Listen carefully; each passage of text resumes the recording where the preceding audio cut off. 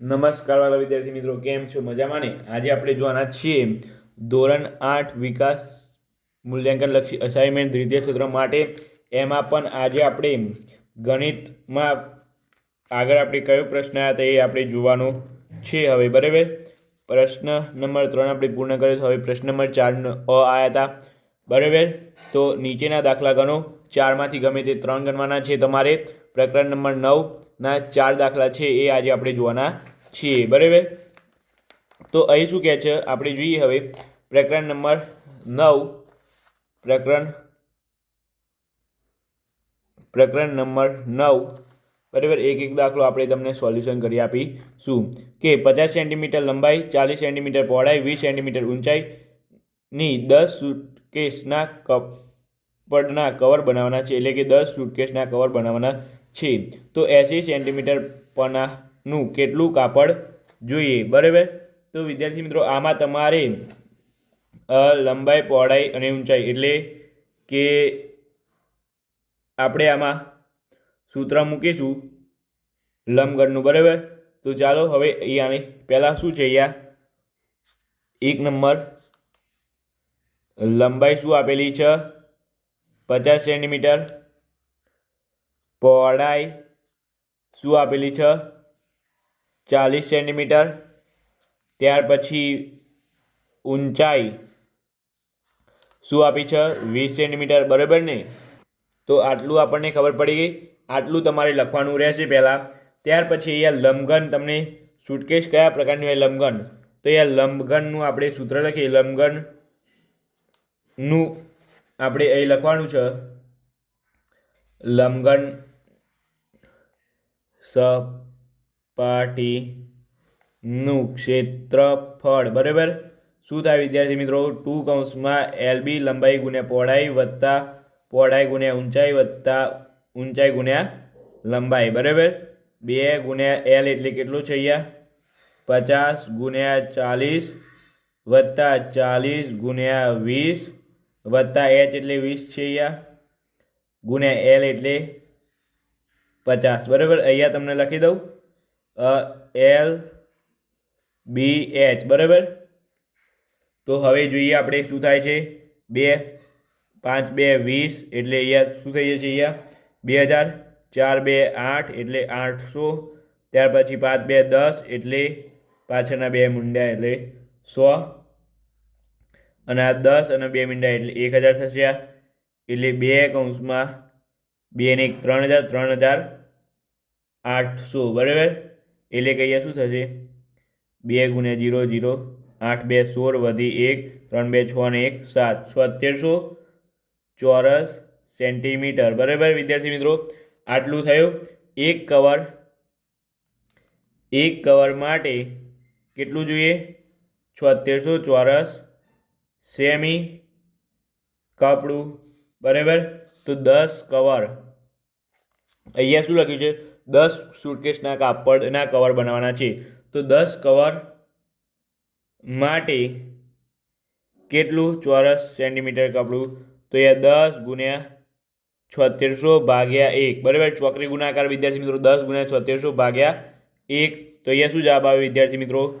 76000 ચોરસ સેમી. બરાબર વિદ્યાર્થી મિત્રો, આટલું ખબર પડી ગઈ. હવે વિદ્યાર્થી મિત્રો કાપડની પહોળાઈ કેટલી હોય? કાપડની પહોળાઈ અહીંયા કીધું છે કાપડ તો 80 મીટર સેમી પનાનું કેટલું કાપડ જોઈએ? એટલે કે 80 મીટર કાપડની પહોળાઈ.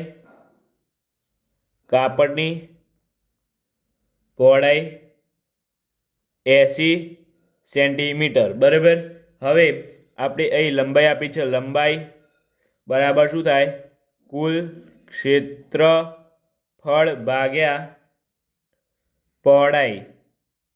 બરાબર, તો અહીં કુલ ક્ષેત્રફળ આપણને કેટલું આપ્યું છે? કુલ ક્ષેત્રફળ આપણને કેટલું આપ્યું છે? 76000. બરાબર, અને પહોળાઈ કેટલી છે વિદ્યાર્થી મિત્રો? 80. તો અહીં આપણે હવે શૂન ગઈ 7600 ભાગ્યા 8 કરીએ ને તો વિદ્યાર્થી મિત્રો અહીં 7600 ભાગ્યા 8 સાઈડમાં કરું છું, જોઈ લેજો.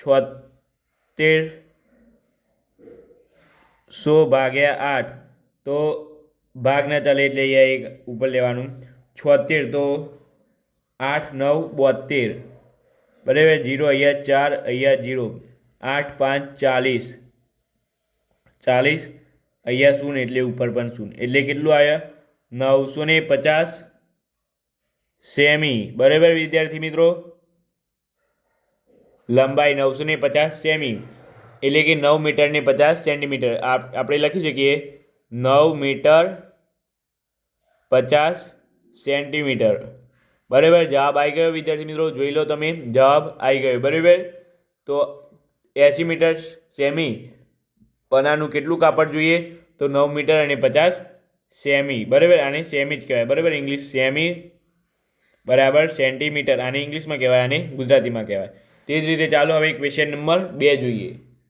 તો અહીં હવે આપણે ક્વેશ્ચન નંબર 2 જોઈએ ક્વેશ્ચન નંબર 2 શું છે સમલંબ આકારના એક ખેતરની સમાંતર બાજુઓના માપ 42 મીટર 14 મીટર છે અને બે સમાંતર બાજુ વચ્ચેનું લંબ અંતર કેટલું છે 30 સેન્ટીમીટર છે તો આ ખેતરને સમથળ કરવાનો ખર્ચ દર ચોરસ મીટરે 5 રૂપિયા લેખે તો કેટલો થાય તો વિદ્યાર્થી મિત્રો એકદમ નાનો ક્વેશ્ચન છે બરાબર આવડી જાય એવો જ છે તો ચાલો આને પણ આપણે હવે ગણી લઈએ તો વિદ્યાર્થી મિત્રો અહીંયા પહેલાં તમારે રકમ તો આપણે જોઈ લીધી બરાબર તો અહીં પહેલાં આપણે માપ લખી નાખીએ સમાંતર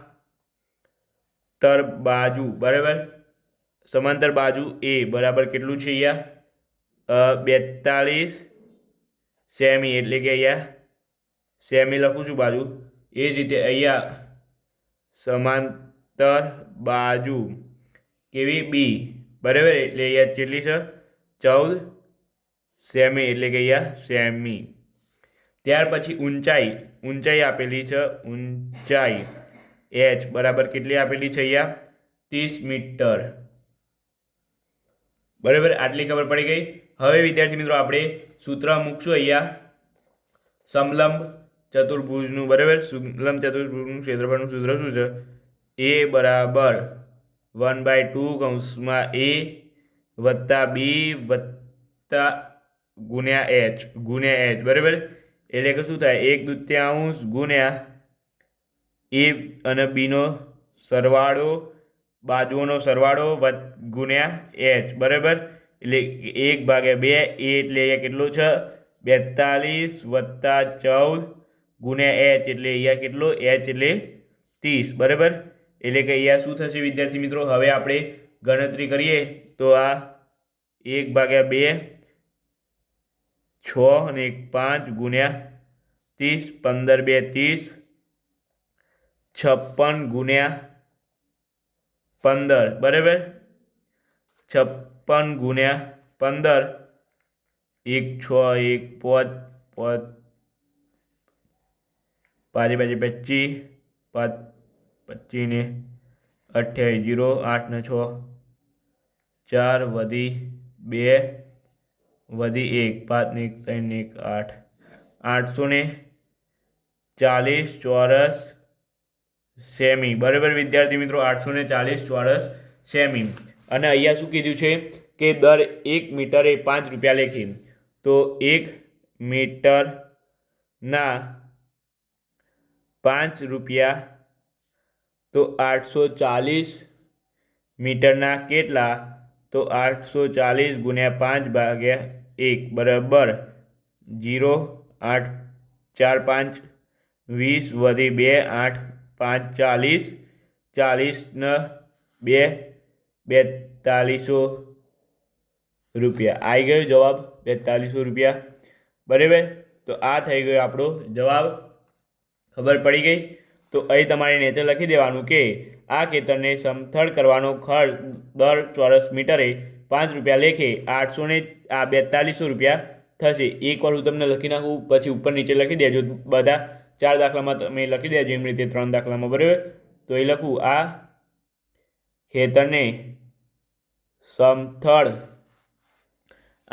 સમથળ કરવાનો ખર્ચ દર ચોરસ મીટરે 5 રૂપિયા લેખે રૂપિયા 4200 થશે। આવું દરેક પ્રશ્ન પૂરો થાય ગણિતમાં એટલે લખી દેજો, ન કે આના માર્ક્સ કપાશે, બરાબર, અડધો માર્ક્સ કપાઈ જશે। ત્યાર પછી આગળ આપણે હવે ક્વેશ્ચન નંબર 3 જોઈએ। તો ક્વેશ્ચન નંબર 3 અહીં શું કહે છે કે એક લંબઘન આકાર, કેવો આકાર કીધો છે અહીંયા વિદ્યાર્થી મિત્રો? યાદ રાખજો, લંબઘન આકાર પૂછ્યો છે, બરાબર, લંબઘન આકારનું કીધું છે। તો આપણે લંબઘન આકારનું જોઈશું કે એક લંબઘન આકાર ઓરડાની લંબાઈ 10 મીટર, પહોળાઈ 8 મીટર, ઊંચાઈ 5 મીટર છે। તો ઓરડાની અંદર છત કરવાનો રંગ પ્રતિ ચોરસ મીટરે 10 રૂપિયા લેખે કરવાનો છે। તો અહીં આપણે ચાલો હવે અહીંયા આપણે લંબઘનનું સૂત્ર મૂકીએ, બરાબર। 4 દિવાલો ઓરડાની અંદરની છત સાથે રંગ કરવાનો પ્રતિભાવ, એટલે કે અહીંયા ચાલો હવે આપણે સૂત્ર મૂકીએ અને જવાબ લઈએ।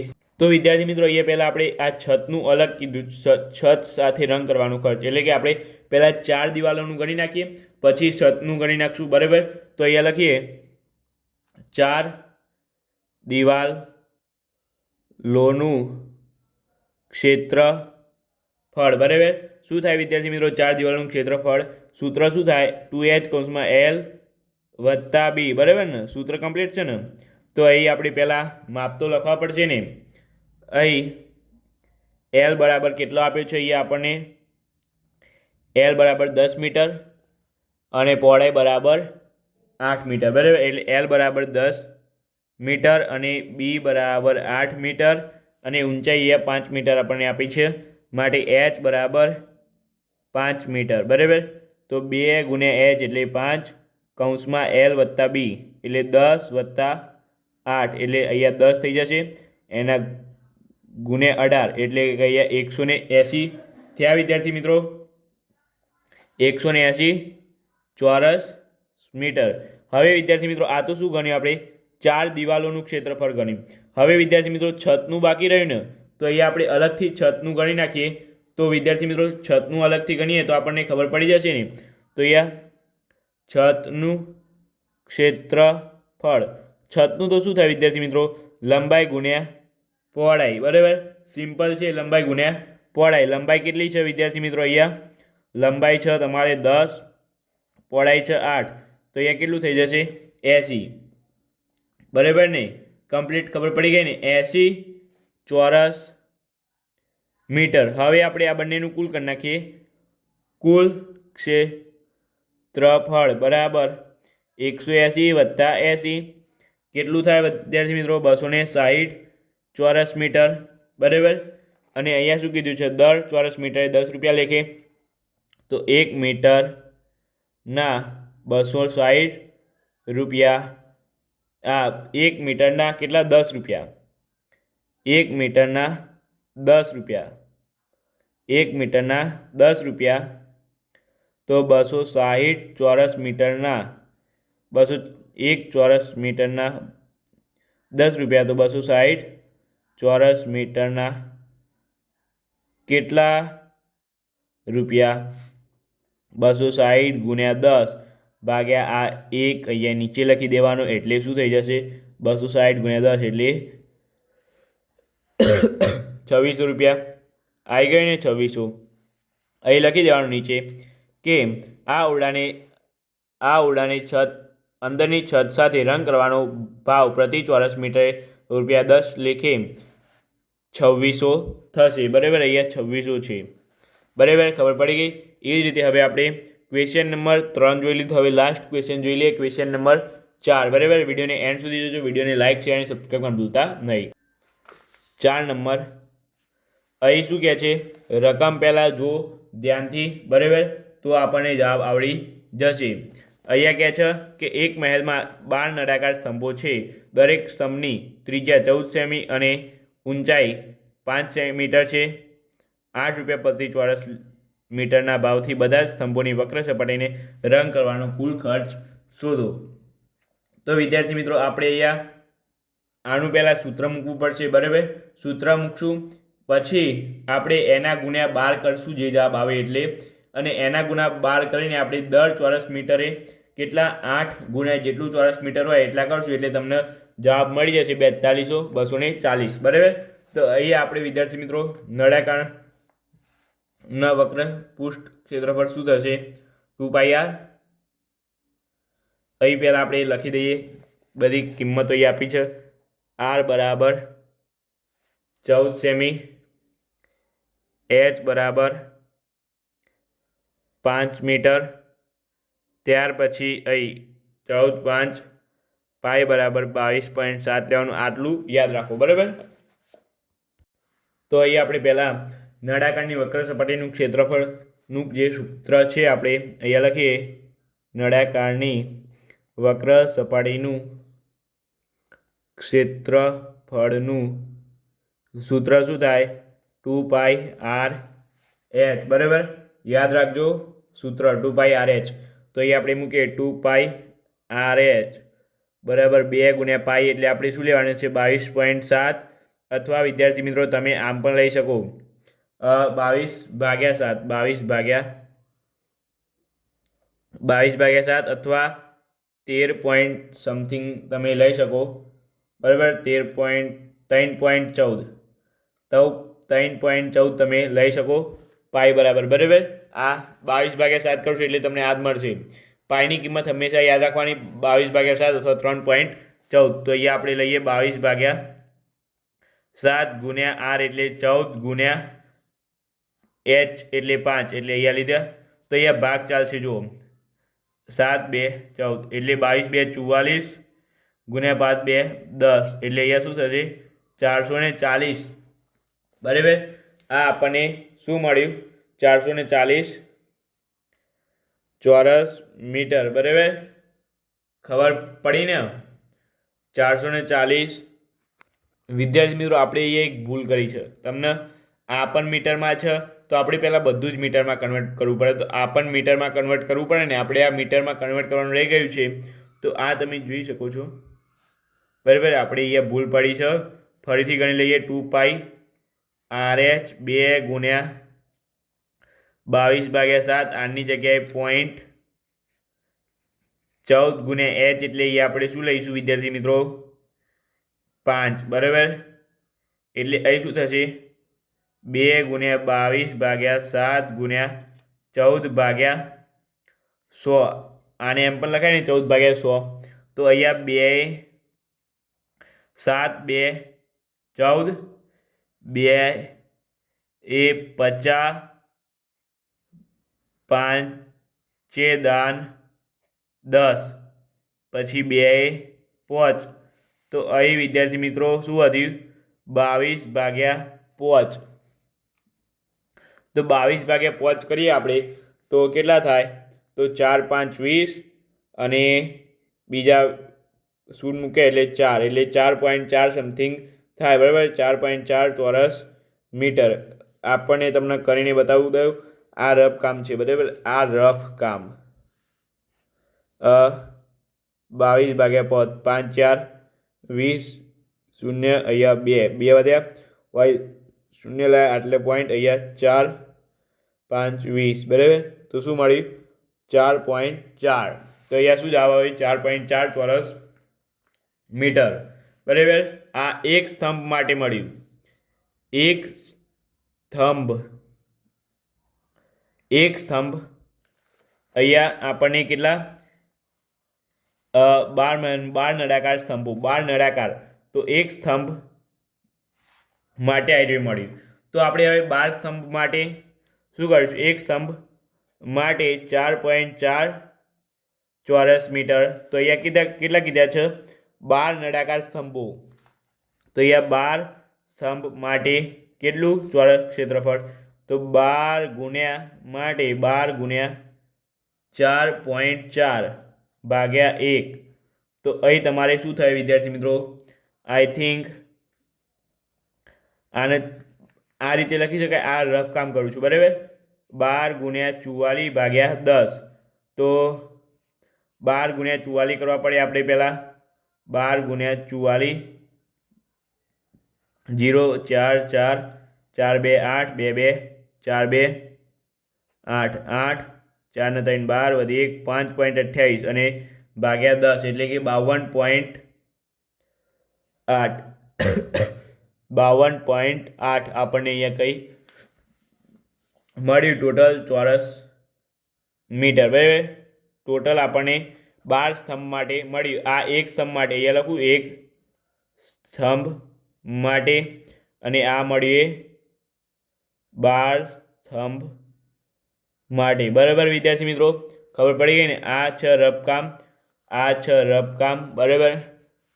તો અહીં આપણે લખીએ કે એક સ્તંભના તમારે શું, એક સ્તંભના 8 રૂપિયા, તો આટલા, આ એક ચોરસ મીટરના 8 રૂપિયા, તો 52.8 ચોરસ મીટરના કેટલા? તો એક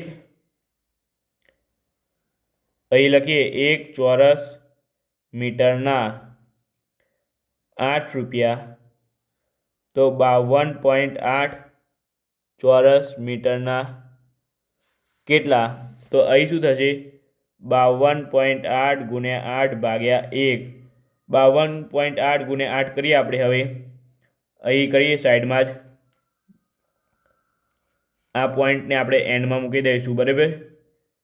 તો અહીં શું થાય? 64, 6, 8 2 16, 16 ને 6 22, બરાબર. એટલે અહીંયા શું વધે? અહીંયા આપણે વધે 8 2 16 ને 6 24, 24 નું અહીંયા 8 64 વધી 6, 8 2 16, 24 24 2 એટલે અહીંયા 4 વધે અહીંયા વિદ્યાર્થી મિત્રો. તો અહીં તમારે વિદ્યાર્થી મિત્રો જવાબ આવશે છેલ્લે, બરાબર. તમે જોઈ શકો છો આ જવાબ તમને મળી જશે ફાઇનલ 4. આનો ગુણાકાર કરશો તમે, કેલ્સીમાં પણ કરી શકો છો. અહીંયા કર્યો આપણે તો તમને મળશે 42,240, બરાબર વિદ્યાર્થી મિત્રો. આટલો તમારે જવાબ મળશે, 42,240 રૂપિયા, બરાબર. કેટલો ખર્ચ થશે? રૂપિયામાં ખર્ચ થાય ને, તો આટલો તમારે ખર્ચો થશે. અંતે અહીંયા તમારે જવાબ લખી દેવાનો કે અહીં તમારે 8 રૂપિયા પ્રતિ ચોરસ મીટરના ભાવથી બધા સ્તંભોને વક્ર સપાટીનો રંગ કરવાનો કુલ ખર્ચ આટલો થશે, 4224, બરાબર. તો આ સાથે અહીંયા વિડીયોને પૂર્ણ કરીએ છીએ. આ વિડીયો સારો લાગ્યો હોય તો લાઇક, શેર અને સબસ્ક્રાઈબ કરવાનું ભૂલતા નહીં. આપણે મળીશું હવેના વિડીયો સાથે, પ્રકરણ નંબર 10ના. તો ચાલો મળીને આ વિડીયો સાથે.